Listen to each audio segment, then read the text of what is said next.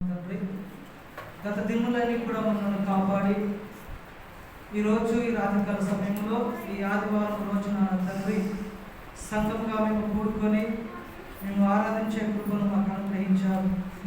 స్తోత్రం చెల్లిస్తూ ఉన్నాను తండ్రి. మరి వినబోయే వాక్యాన్ని మా యొక్క ఆలోచనతో కాకుండా మా యొక్క మనసులతో వినగల చెవులు, గ్రహించే మనస్సును మాకు అందరికీ కూడా అనుగ్రహించండి. ప్రతి విషయాన్ని క్షుణ్ణంగా తెలుసుకొని అందులో ఉన్నటువంటి సత్యాన్ని తెలుసుకొని వాక్యానుసారమైనటువంటి జీవితంతో మేము ఈ లోకంలో బ్రతకడానికి సహాయం చేయమని, మీరే మహిమ ఘనత ప్రభావం పొందమని మా ప్రభువును రక్షకుడైన యేసుక్రీస్తు నామమున ప్రార్థిస్తున్నాను పరమ తండ్రి. ఆమేన్. ప్రియులారా, ఈరోజు మనము నేర్చుకునే అంశము నేటి కాలంలో రక్షకుడు ఎవరు? నేటి కాలంలో రక్షకుడు ఎవరు? మరి ఈరోజు రక్షించేటటువంటి వారు ఎవరు? దేవుడు రక్షకుడు అని మనందరికీ తెలుసు. దేవుడు రక్షించేవాడు, కాపాడువాడు అనేటటువంటి విషయం మనందరికీ తెలుసు. అయితే పాత నిబంధనలో రాయబడినటువంటి మాటలు ఒకసారి మనం పరిశీలిస్తే, దేవుడు రక్షకుడంట, అందరినీ రక్షించాడు అనేసి పాత నిబంధన గ్రంథంలో రాయబడినటువంటి మాటలు కొన్నిటిని మనం చూద్దాం. యెషయా గ్రంథము 43వ అధ్యాయం 3వ వచనంలో మనం చూస్తే, యెహోవానగు నేను నీకు దేవుడను, ఇశ్రాయేలు పరిశుద్ధ దేవుడనైన నేనే నిన్ను రక్షించువాడను అని అంటున్నాడు.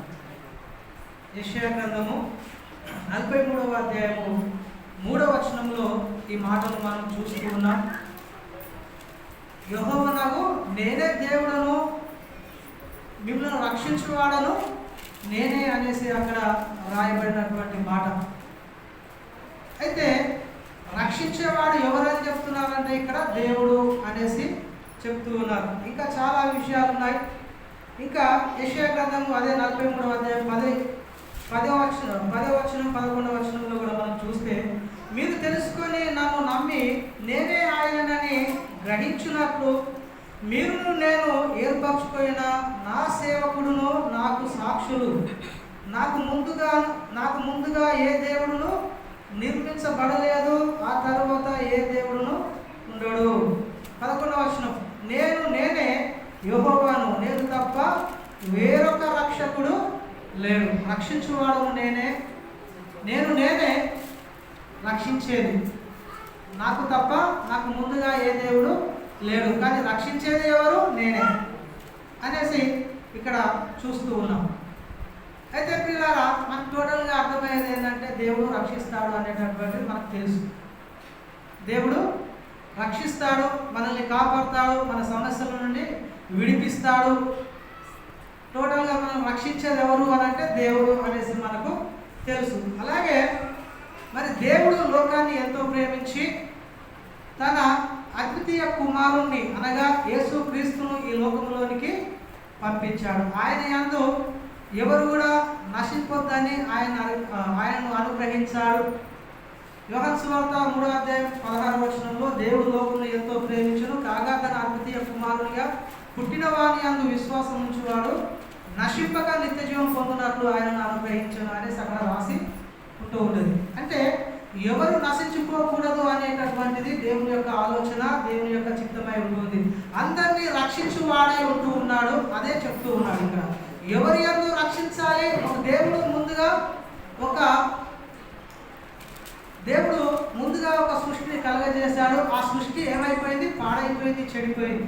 అయితే మరలా ఆ సృష్టిని ఎవరిలో కలగజేయాలనుకుంటున్నాడంటే, దేవుడు మరి యేసుక్రీస్తు ద్వారా బాగు చేయాలి, రక్షించాలని దేవుడు దేవుని యొక్క అనాది సంకల్పమై ఉంటుంది. అందుకనే ఎఫెసీయులకు రాసిన పత్రిక 1వ అధ్యాయము 4వ వచనంలో, ఎట్లనగా తన ప్రియుని యందు మనకు ఉచితంగా అనుగ్రహించిన దేవుని కృపా మహిమకు పూర్తి కలిగినట్లు తన చిత్త ప్రకారమైన దయా సంకల్పం చొప్పున తన ఎప్పుడు ఆయన సంకల్పం అంటే ఆకాశములు కలుగజేయబడక ముందే ఆయన ప్రణాళిక, ఆయన యొక్క ఆలోచన.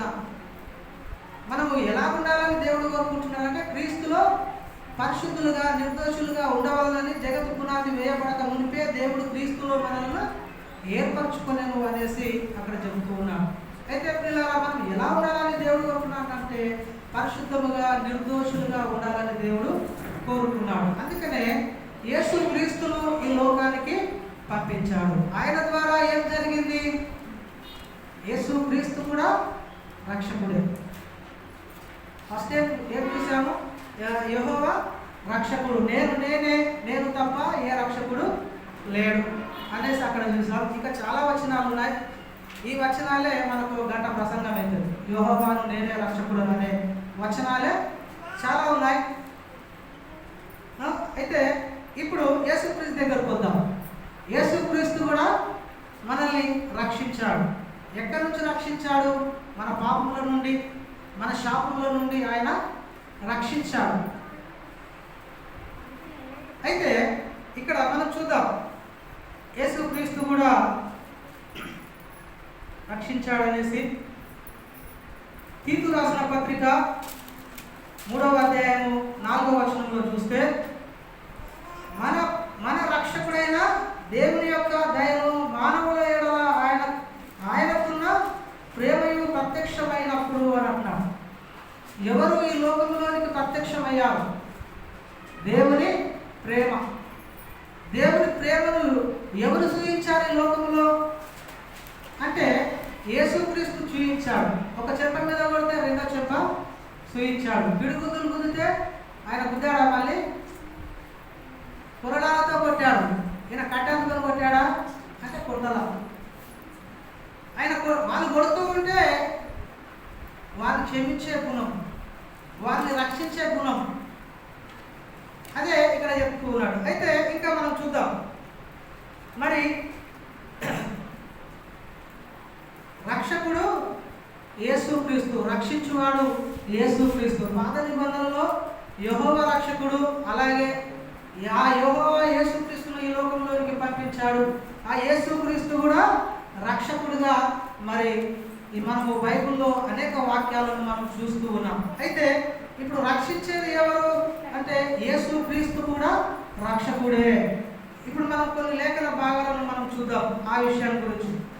ఏంటంటే దేవుడు తన వాగ్దానం చొప్పున ఇశ్రాయేలు కొరకు రక్షకుడు యేసును పుట్టించెను అనేసి బైబిల్లో రాయబడింది. ఇది ఎక్కడ చెప్తున్నాడంటే అపోస్తల కార్యములు 13వ అధ్యాయము 23వ వచనంలో ఈ మాటలు మనం చూస్తూ ఉన్నాం.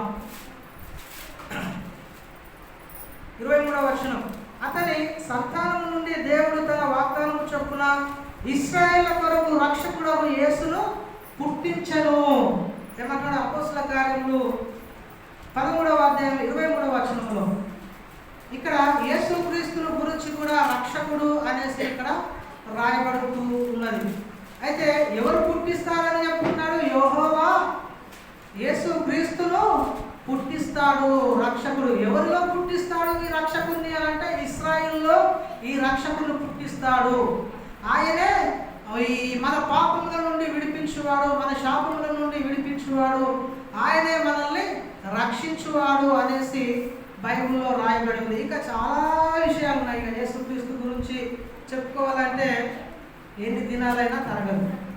కాబట్టి ఇంకా చాలా రెఫరెన్స్లు ఉన్నాయి. అవన్నీ చెప్పాలంటే ఇప్పుడు నాకు సమయము లేదు. ఇలా అంటే రెండు వాక్యాలు చూపిస్తున్నాను. అయితే ఇంకా చూద్దాం. రక్షణ మరి రక్షించేవాడు ఎవరు అంటే యేసుక్రీస్తు. దావీదు పట్టణమందు నేడు రక్షకుడు మీ కొరకు పుట్టి ఉన్నాడు అనేసి దేవదూతలు సాక్ష్యం ఇచ్చాడు గొల్లలకు.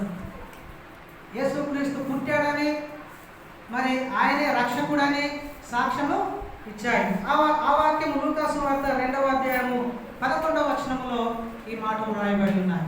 అంటే దావీదు పట్టణమందు రక్షకుడు మీ కొరకు పుట్టి ఉన్నాడు అంటే రక్షించేవాడు ఎవరు అంటే యేసుక్రీస్తు. ఎక్కడి నుంచి? చీకటి నుండి ఆశ్చర్యకరమైన తన వెలుగులోనికి మనల్ని నడిపించాడు దేవుడు. ఎక్కడి నుంచి మనల్ని రక్షించాడు అని అంటే చీకటి నుండి అంటే పాపము నుండి మనల్ని విడిపించిన వాడు ఎవరు అనంటే యేసుక్రీస్తు మనల్ని రక్షించాడు. అలాగే ఇంకా మనం చూస్తే మన ప్రభు అయిన యేసుక్రీస్తు ద్వారా రక్షణ పొందుటకే దేవుడు మనలను నియమించాడు. మనల్ని ఎందుకు నియమించాడు దేవుడు అని అంటే యేసుక్రీస్తు ద్వారా రక్షణ పొందుకోవాలని దేవుడు అనాదిలోనే యేసుక్రీస్తును నియమించాడు. అయితే ఈ యొక్క వాక్యము ఎక్కడ ఉందంటే మొదటి దశలోనికైలకు రాసిన పత్రిక 5వ అధ్యాయము 9వ వచనములో ఈ మాటలు రాయబడి ఉన్నాయి. ఏంటి అని అంటే మనము మన ప్రభువైన యేసుక్రీస్తు ద్వారా రక్షణ పొందుటకే దేవుడు మనలను నియమించెను అనేసి. అయితే ఇప్పటిదాకా మనం ఏం చూసాం? యెహోవా రక్షకుడు, అలాగే యేసుక్రీస్తు రక్షకుడు. మరి ఇప్పుడున్నటువంటి పరిస్థితుల్లో నేటి కాలంలో రక్షకుడు యేసుక్రీస్తు ద్వారా దేవుడు రక్షణ మార్గాన్ని సిద్ధపరిచి ఆ యేసుక్రీస్తు 12 మంది అపోస్తలులను ఎన్నుకొని వారికి ఒక మాట ఆజ్ఞాపించాడు. ఏమని ఆజ్ఞాపించాడు ఆయన తెలవదా? ఏమని ఆజ్ఞాపించాడు? సర్వ సృష్టికి సువార్త వెళ్ళాలి. సర్వలోకమునికి వెళ్ళి సర్వ సృష్టికి సువార్త ప్రకటించాలి. ఎవరు వెళ్ళాలి? ఆ 12 మందే వెళ్ళాలా? ఆ 12 మందికి చెప్తున్నాడు కాబట్టి ఆ 12 మందే వెళ్ళాలి అనేసి ఈనాడు చాలా మంది చెప్తూ ఉన్నారు. ఈ మాట ఆ 12 మందికే కాదు, క్రైస్తవుడు అనబడుతున్నటువంటి ప్రతి ఒక్కరు కూడా రక్షించవలసినటువంటి భారము ప్రతి క్రైస్తవుని మీద ఉంది. అందుకని అంటాడు కదా, ఏమంటాడు? మీరు సర్వలోకమునకు వెళ్ళి సర్వ సృష్టికి సువార్త ప్రకటించండి. ఈరోజు సువార్త అంటే ఏంటో కూడా తెలియనటువంటి పరిస్థితి సంఘాలలో. సువార్త అంటే ఏంటయ్యా అంటే నేను ఒక అయ్యగారిని అడిగాను, సువార్త అంటే ఏంటయ్యా అంటే ఆయన ఏమంటున్నాడంటే మత్తయి సువార్త, లూకా సువార్త, మార్కు సువార్త, యోహాను సువార్త అంటున్నాడు. ఈ 4 సువార్తలు అంట. సువార్త అంటే ఏంటి అసలు తెలియనటువంటి పరిస్థితిలో ఈరోజు సంఘము ఉంది అంటే చాలా విచారకరం. సువార్త ఎక్కడుంది? సువార్త మొదటి కొరింథీ 15వ అధ్యాయం 1 నుంచి 3 వచనాల వరకు అక్కడ చెప్తున్నటువంటి మాటలు ఒకసారి చదవండి వాక్యాన్ని తీసి. సువార్తలో ఎంతటి శక్తి ఉందో ఆ సువార్తను మనము నిర్లక్ష్యం చేస్తూ, ఆ సువార్తను మనం చెప్పుకోకుండా దాన్ని నిర్లక్ష్యం చేస్తూ మరి మనం ఉంటూ ఉన్నాం. అలాగే చూద్దాం. మొదటి కొరింథీ 15వ అధ్యాయం 1 నుంచి ఒకసారి చదవండి. మరియు సహోదరులారా, నేను మీకు ప్రకటించిన సువార్తను మీకు తెలియపరుచుచున్నాను. మీరు దానిని అంగీకరించితిరి, దాని యందే నిలిచి ఉన్నారు. మీ విశ్వాసము వ్యర్థమైతేనే గాని నేను ఏ ఉపదేశ రూపముగా సువార్త మీకు ప్రకటించుతినో ఆ ఉపదేశమును మీరు గట్టిగా పట్టుకొని ఉన్న ఎడల ఆ సువార్త వలననే మీరు రక్షణ పొందువారై ఉందురు. చూడండి, ఆ సువార్త వలనే మీరు రక్షణ పొందువారై ఉన్నారు. ఇప్పుడు సువార్త ఎవరు ప్రకటించాలి? యేసుక్రీస్తు 12 మంది శిష్యులకు చెప్పాడు, సర్వలోకానికి వెళ్ళి సర్వ సృష్టికి సువార్త ప్రకటించండి అని. ఆ 12 మంది ఇప్పుడు ఉన్నారా? ఇప్పుడు బ్రతికున్నారా? 12 మంది లేరు, చనిపోయారు. మరి చనిపోయారు కదా, మరి వాక్యం చెప్తుంది కదా, మరి ఎవరు ప్రకటించాలని చెప్తుంది అంటే క్రైస్తవుడుగా అంగీకరించబడినటువంటి ప్రతి ఒక్కరు కూడా, నమ్మి బాప్తిసం పొందినటువంటి ప్రతి ఒక్కరి వ్యక్తుల మీద ఈ భారము ఉంది. ఇప్పుడు మన కుటుంబ భారం కొరకు మనము 12 గంటలు పని చేస్తూ 8 గంటలు పని చేస్తూ మన కుటుంబాన్ని పోషిస్తూ ఉన్నాం. అలాగే అనేక ఆత్మల కొరకు నువ్వు ఎంత ప్రయాసపడుతున్నావు, నువ్వు ఎంత కష్టపడుతున్నావు, ఎన్ని గంటలు ప్రయాసపడుతున్నావు, ఎన్ని గంటలు నువ్వు పని చేస్తున్నావు, ఎన్ని గంటలు నువ్వు దేవుని సేవ కొరకు శ్రమిస్తున్నావు, ఎన్ని గంటలు నువ్వు దేవుని పని కొరకు నిద్రాహారాలు లేక ఎన్ని గంటలు నువ్వు పని చేస్తూ ఉన్నావు. మన జీవనము కొరకు మన శరీరం కొరకు, మన పోషణ కొరకు 12 గంటలు కాదు కదా, 24 గంటలు కష్టపడమన్నా కష్టపడుతూ ఉంటాం. కానీ దేవుని సువార్త కొరకు, దేవుని పరిచర్య కొరకు, ఇతరుల రక్షణ కొరకు మనం ఎంత వరకు కష్టపడుతూ ఉన్నాము, మనము ఎందరిని రక్షిస్తూ ఉన్నాము, మనము ఎందరిని కాపాడగలుగుతున్నాము, మనము ఎందరిని అగ్నిలో నుండి కొందరినైనా మనము లాగినట్లుగా మనం ఉంటూ ఉన్నామా? ఒక్కసారి మనల్ని మనము పరిశీలించుకోవాల్సినటువంటి అవసరము ఎంతైనా ఉన్నది. నేటి సంఘంలో అనేక మంది మరి సువార్త అంటే కూడా ఏంటో తెలియనటువంటి పరిస్థితి ఉంది. సువార్త అంటే ఏంటండి? ఇందాక చదివాం కదా, అర్థమైంది? ఒక్క మాట నన్ను అందులో ఒక్క మాట అర్థం కాలేదు. చదివాం కానీ ఒక్క మాట అర్థం కాదు. సువార్త అంటే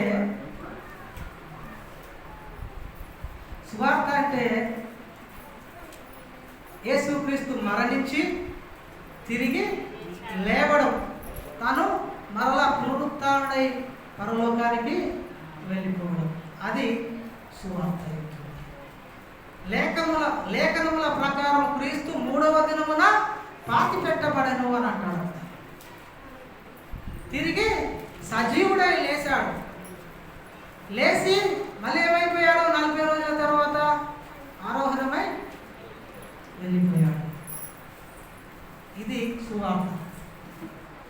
ఈ సువార్త ఎలా అంటే నమ్ము వారికి దేవుని శక్తి అయి ఉందంట.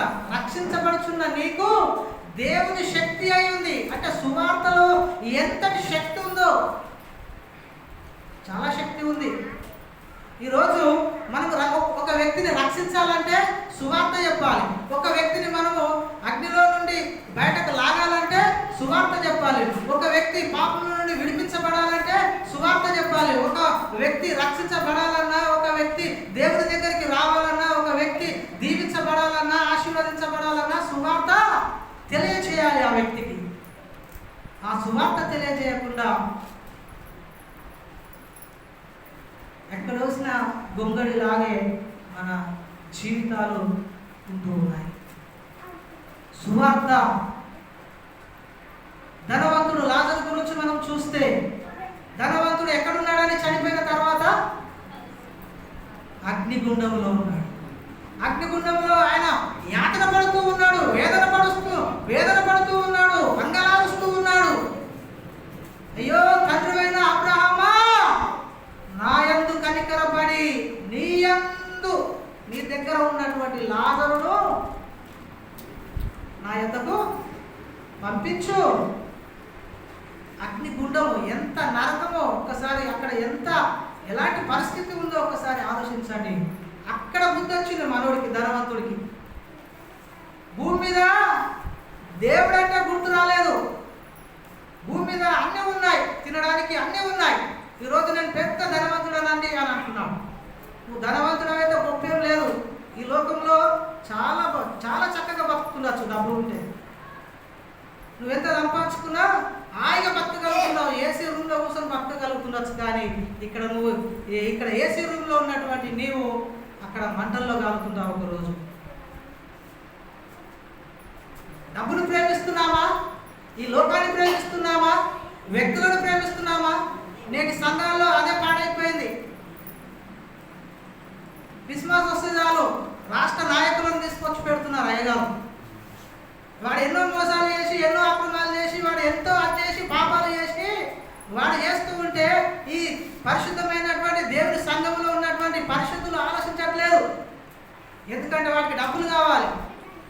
డబ్బులు నీ దగ్గర ఉన్నాయా? సంఘస్థుల దగ్గర ఇస్తాడా? వేల కోట్లు లక్షలు వాడు ఇస్తాడు. ఒక 50,000 కావాలంటే వాడు ఇచ్చిపోతాడు. సంఘస్థులు ఇస్తారా 50,000 దశంభాగం? ఇవ్వలేరు కదా. వారి రాజకీయ పనులు తీసుకొని స్టేజ్ మీద కూర్చోబట్టి వాళ్ళు సన్మానం చేస్తున్నాడు. నీ సంఘస్థులు సన్మానించు. ఎందుకంటే నువ్వు శ్రమల్లో, బాధల్లో, ఇరుకులో ఉన్నప్పుడు వారే నీతో ఉంటూ ఉన్నారు. రాజకీయ నాయకుడు ఉండడు, వాడు ఎప్పుడూ ఆవాస పుణ్యానికి వచ్చిపోయినట్టు వెళ్ళిపోతాడు. ఒక్కనాడు క్రిస్మస్ నాడే వస్తాడు. నువ్వు పిలిస్తే వస్తాడు, చూస్తాడు, వెళ్ళిపోతాడు. అంతే. నువ్వు పిలిస్తేనే వస్తాడు, నువ్వు పిలవకపోతే వాడు రాడు. నేను ఎందుకు చెప్తున్నానంటే సంఘం ఎటుపోతుంది, అసలు నువ్వు రక్షించబడినటువంటి ఆ యొక్క వాస్తవంలో నువ్వు ఉన్నావు, అసలు నువ్వు రక్షించబడ్డావా, నువ్వు రక్షించబడితే నీ గుణగణాలు ఎలా ఉన్నాయి, నీ ఆలోచనలు ఎలా ఉన్నాయి, నువ్వు డబ్బు మీద ఉంచుతున్నావా లేకపోతే నీ యొక్క ధనం మీద ఉంచుతున్నావా, నీ ఆలోచనలు ఎక్కడ వెళ్తున్నాయి నీ ఆలోచనలు. కానీ బీదవాడైనటువంటి లాజరు అబ్రహాము రొమ్మున ఆనుకొని ఉన్నాడు. బీదవాడిగా ఉండాలని ఎవరు కోరుకోరు ఈ లోకంలో, ఎవరు కోరుకోరు. నేను బీదవాడిగా ఉండాలని, నేను ఏమి లేకుండా ఉండాలని అని మాత్రం ఎవరు కోరుకోరు. ఏం కోరుకున్నారు? నేను ఆశీర్వదించబడాలంట. ఆశీర్వాదం ఏంటి? దేవుడికి మహిమకరంగా జీవించడమే. దేవుడిచ్చినటువంటి ఆశీర్వాదాలన్నీ పట్టుకొని దేవుడికి దూరంగా ఉంటే దేవుడు నువ్వు చనిపోయిన తర్వాత నరకంలో పడేస్తావు, తీసుకెళ్ళి ఒక్క క్షణంలో పడిపోతావు. ఈ శరీరాన్ని ఆత్మ వీడిందంటే ఒక్క క్షణంలో నరకంలో పడిపోతుంది. ఒక్కటే సెకండ్లో, ఏ మాత్రం ఆలస్యంగా ఉండదు. నువ్వు కనురెప్ప కొట్టినంత సేపట్లో నీ ఆత్మ నరకంలో పడి ఉంటుంది. అక్కడ అంగలారుస్తూ ఉన్నాడు ధనవంతుడు.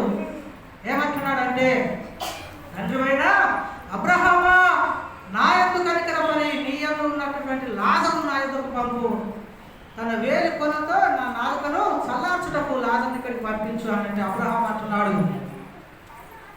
మా మధ్యలో అగాధం ఉంది. అక్కడ ఉన్నటువంటి వాడు ఇక్కడికి రాలేడు, ఇక్కడ ఉన్నటువంటి అక్కడికి వెళ్ళలేడు. కాబట్టి సహోదరుడా, నువ్వు భూమి మీద ఉన్న రోజులు ఇష్టం వచ్చినట్టు బ్రతికావు. కానీ బీదవాడైనటువంటి లాజరు దేవునికి నమ్మకంగా బతికాడు అని చెప్పాడు. ఈరోజు ధనవంతులు కావాలని మనం ఎంతో కోరుకుంటాం, డబ్బు కావాలని కోరుకుంటాం. ఈ రోజులలో డబ్బున్న పాస్టర్ని రమ్మంటూ ఉన్నారు. సంఘాలలో తయారయ్యాయి. పైసలు ఉన్నోనే గొప్ప అంటున్నారు, పైసలు లేకపోతే వాళ్ళు అనగలుగుతారు. అది సంఘాలకు వాకింది మెల్లమెల్ల. పేద బోధకున్నాడు అనుకో, పేద పాస్టర్ అనుకో, ఆ పాస్టర్కు జై కొడతారు. ఏమీ లేనటువంటి వాడు గుడిసెలో సేవ చేస్తున్నటువంటి ఒక్కడు కూడా పట్టించుకో. చూడండి ఎటుపోతుంది క్రైస్తవ సమాజం. చూడండి, ఇవన్నీ సత్యాలు. ఎప్పటి నుంచో నా మనసు అయితే వేగన పడుతూ ఉంది. అందుకనే పౌలు అంటాడు కదా, ఏ విధం చేతనైనా కొందరినైనా నేను రక్షించాలని పౌలు గారు ప్రసవ వేదన పడుతూ ఉన్నాడు. ప్రసవ వేదన అంటే స్త్రీలకే ప్రసవ వేదన ఆడుతులేదు. ఒక్కరినన్నా నేను రక్షించాలి, ఒక్కరినన్నా నేను కనాలి అనేసి. అంటే ఒక వ్యక్తి బాప్తిసం ఇచ్చాడు అనుకో, ఆ వ్యక్తిని బాప్తిసం ఇచ్చి దేవుని దగ్గర నడిపిస్తున్నాడు అనుకో, ఆ వ్యక్తి బాప్తిసం ఇవ్వడం ద్వారా ఆ వ్యక్తిని కంటున్నాడు. అయ్యగా క్రీస్తులో మరలా ఒక జన్మ, నూతన జన్మ ఎత్తుతూ ఉన్నాడు. శరీర సంబంధమైనటువంటి శరీరంలో ఆత్మ సంబంధమైనటువంటి జన్మ ఆత్మలో అయి ఉన్నది. ఒక జన్మ జన్మించాము, తల్లి గర్భంలో నుండి ఈ లోకంలోనికి వచ్చాము. ఇది శరీర జన్మ. మరొక జన్మ ఉంది, అది రెండవ జన్మ, అది ఆత్మీయ జన్మ, ఆత్మ మూలముగా జన్మించేటటువంటిది. అది ఎక్కడికి నడిపిస్తుంది అంటే నేను పరలోకానికి నడిపిస్తూ ఉంది. కాబట్టి ఈ శరీర సంబంధమైన దీని కొరకే నువ్వు ప్రయాసపడుతున్నావా, ఆత్మ సంబంధమైన దాని కొరకు నువ్వు ప్రయాసపడుతున్నావా? రెండు మార్గాలు దేవుడు నీ యందు ఉంచాడు. అందుకనే ఒక పాట ఉంది, రెండే రెండు దారులు, ఏ దారి కావాలో తెలుసుకో మానవ, రెండే రెండు దారులు. ఏంటి అంట?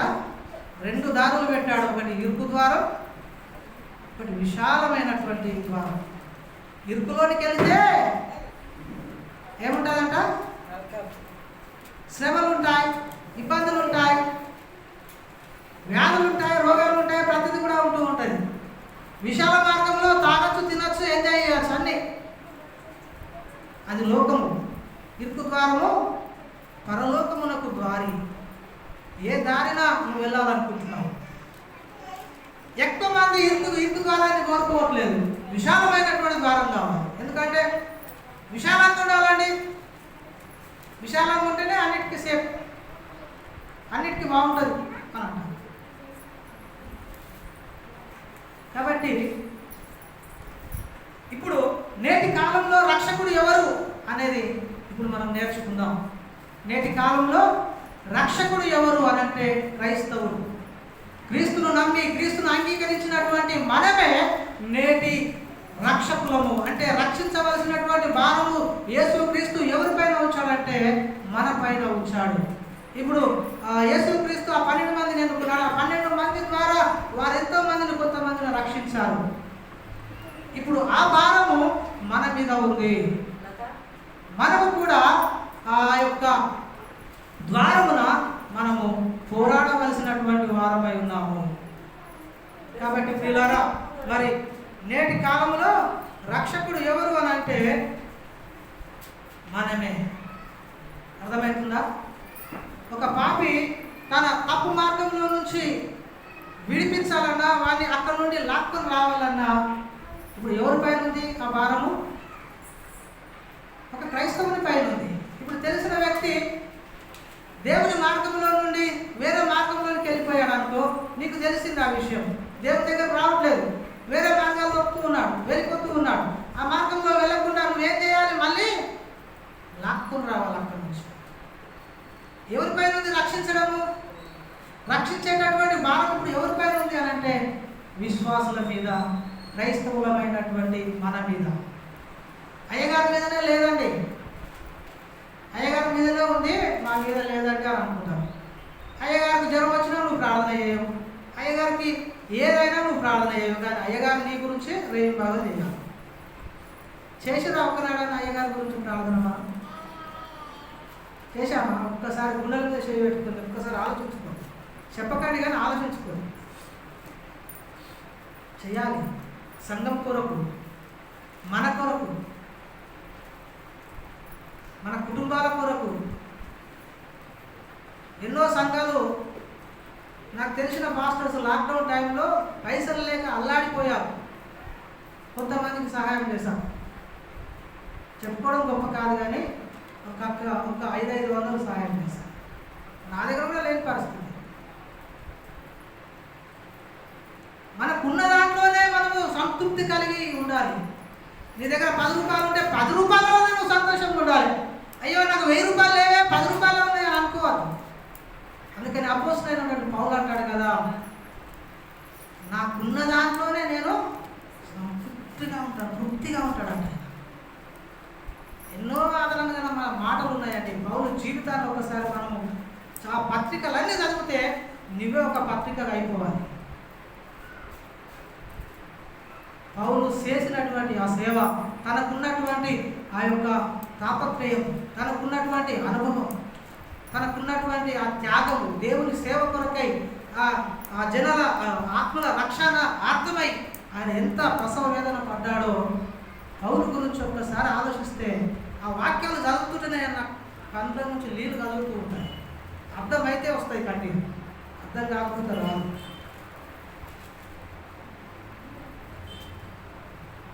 ప్రసవ వేదన, ఆత్మల రక్షణ అర్థమై ఈరోజు మరి ఆయన ఎంతో మందిని రక్షించడానికి పూనుకుని ఉన్నాడు. అందుకనే దయానంద ఒక మాట చెప్తాడు, నేను క్రీస్తును పోలిన ప్రకారం మీరు నన్ను పోలి నడుచుకునండి. పౌలు గారు ఏమంటున్నాడండి? ఆయన క్రీస్తును పోలి నడుచుకున్నాడట. ఇప్పుడు మనం ఎవరిని పోలి నడుచుకోవాలి? క్రీస్తును పోలా, పౌలుని పోలా? పౌలు చెప్తున్నాడు, నేను క్రీస్తును పోలి నడుచుకున్నాను, మీరు నన్ను పోలి నడుచుకోండి అంటున్నాడు. అంటే క్రీస్తు ఏ విధంగా నడుచుకున్నాడో అదే విధముగా పౌలు గారు కూడా నడుచుకోక మాదిరి మనకు చూపించాడు.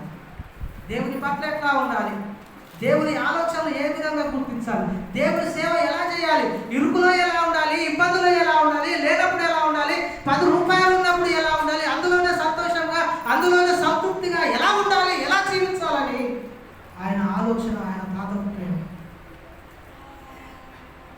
ఎంతటి చక్కటి మాటలు బైబిల్లో ఉన్నాయంటే నేను గొప్పగా ఏం చెప్పుకోను. నాకు లక్షలు కావాలని నేను ఎప్పుడు కూడా దేవుని దగ్గర అడిగాను. నాకు వచ్చే 10 రూపాయలకు నాకు తృప్తి కావాలి, చాలు.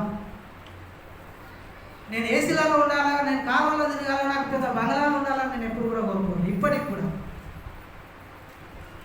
నా ఆలోచన ఏంటంటే అనేక ఆత్మలు ప్రభు చింతకు నడిపించాలి.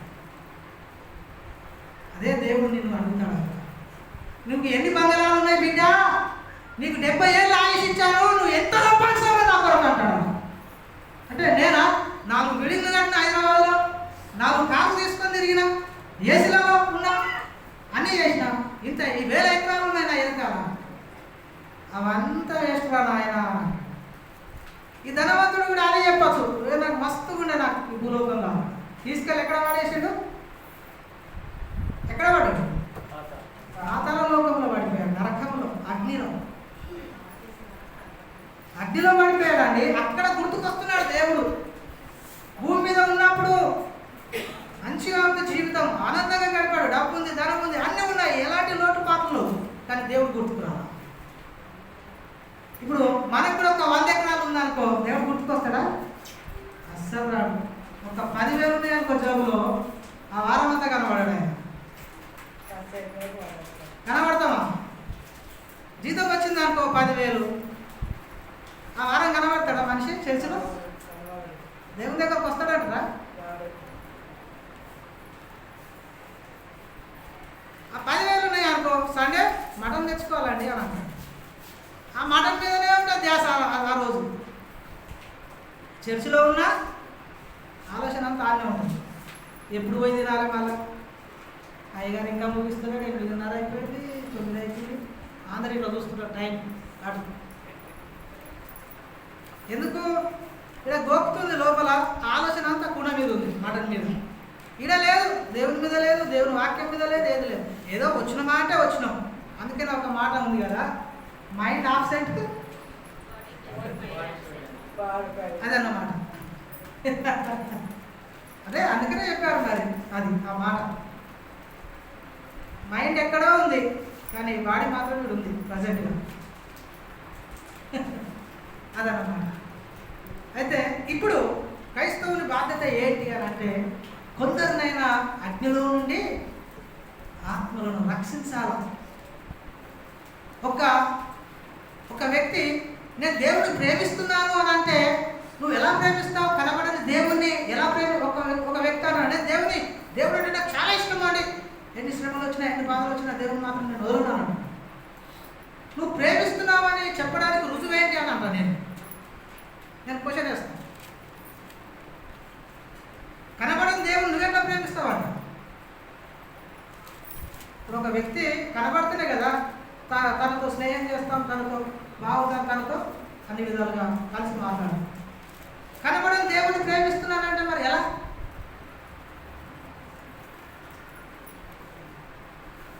నీవు ఎలాగైతే ఈ శరీరానికి కావలసినటువంటి పరికరాలన్నీ నువ్వు ఎలాగైతే సమకూర్చుకుంటున్నావో, నీ ఎదుటి వ్యక్తి అంటే తను ప్రేమించుకొని తన సహోదరుని ద్వేషిస్తానట దేవుణ్ణి ప్రేమించలేడు అని 1 యోహాను 3వ అధ్యాయంలో తెలియజేస్తూ ఉంటాడు. సహోదరుని ద్వేషించడం అంటే తిడితే కాదు, వారి ఆత్మను నువ్వు రక్షించకపోతే ద్వేషించినట్టు. అంతకు అర్థం ఉంది రాదు, చాలా డీప్గా రాదు వాళ్ళ వాక్యాలు. ద్వేషించడం అంటే మనం తిట్టుకొని ద్వేషించినట్టు కాదు. ఆ వ్యక్తిని ఇప్పుడు మన ఇంటి ముంగటోడు వాడికి రక్షణ లేదు, వాడు అన్యుడు, వాడు దేవుని నమ్మకం పెట్టాలని మనకు 2 మాటలు చెప్తాము. అలా చెప్పకుండా వాడు అలాగే ఉన్నాడు, ముసలోడని చచ్చాడు, ఎక్కడికి వెళ్ళాడు, మళ్ళీ ధనవంతులు లెక్క అక్కడికి వెళ్ళిపోతాడు. వెళ్ళిపోయిన తర్వాత వాడి ఇంటి పక్కన నువ్వు దేవుని నమ్మకం ఉన్నావు కాబట్టి ఆ బాధ్యత ఎవరి పైన ఉంచాడు? దేవుడు నీ పైన పెట్టాడు.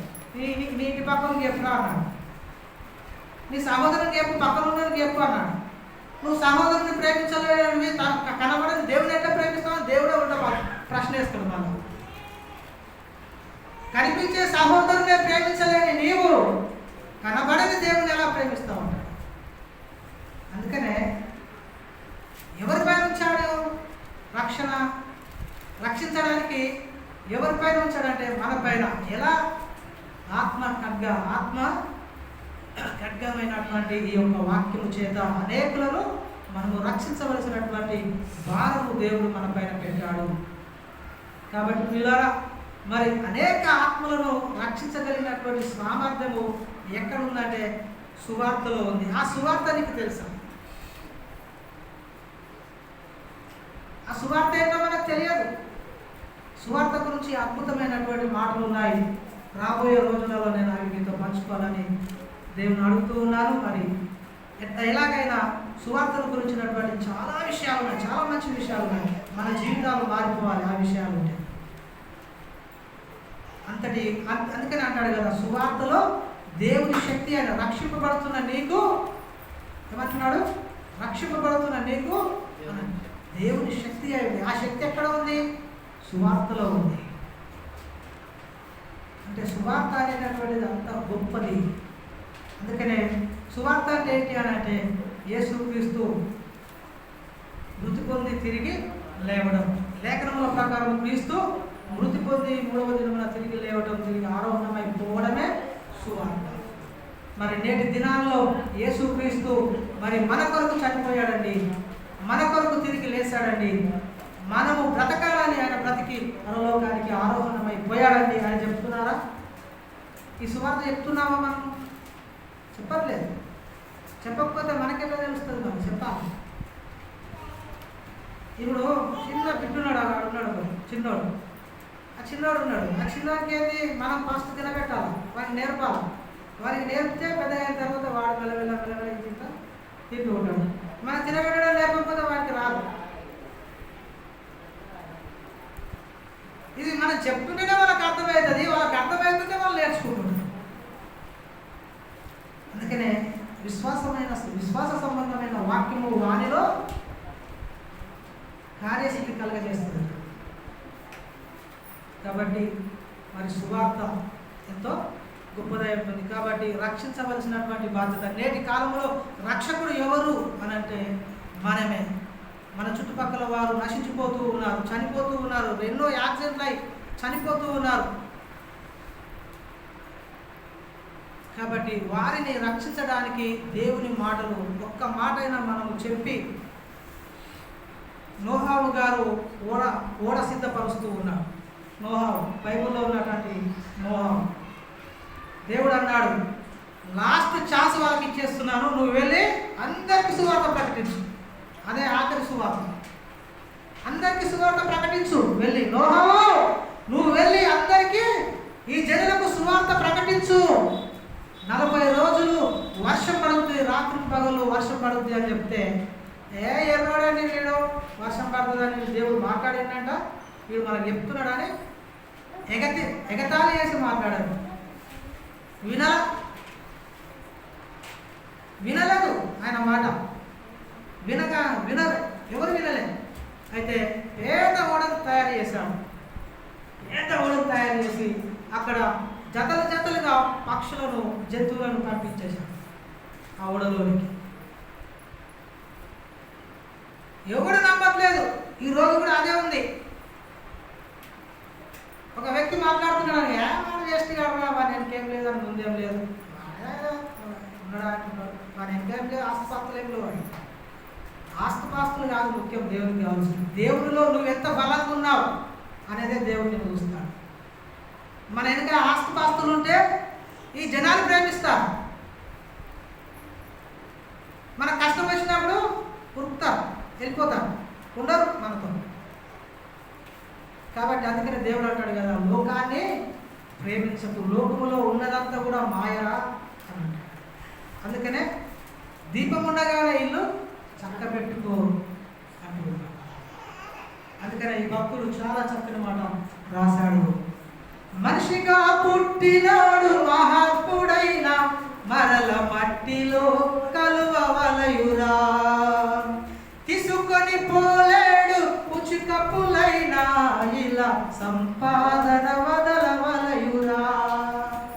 దీపముండగానే ఇల్లు చక్కబెట్టుకో, ధనముండగానే నీవు ప్రభుని నమ్ముకో. దీపముండగానే ఇల్లు చక్కబెట్టుకో, ధనముండగానే నీవు ప్రభుని నమ్ముకో. ఒకేసారి జన్మిస్తే 2 సార్లు చావాలి, ఆరిపోని అగ్నిలో యుగ యుగాలు కాలాలి. ఒకేసారి జన్మిస్తే 2 సార్లు చావాలి, ఆరిపోని అగ్నిలో యుగ యుగాలు కాలాలి.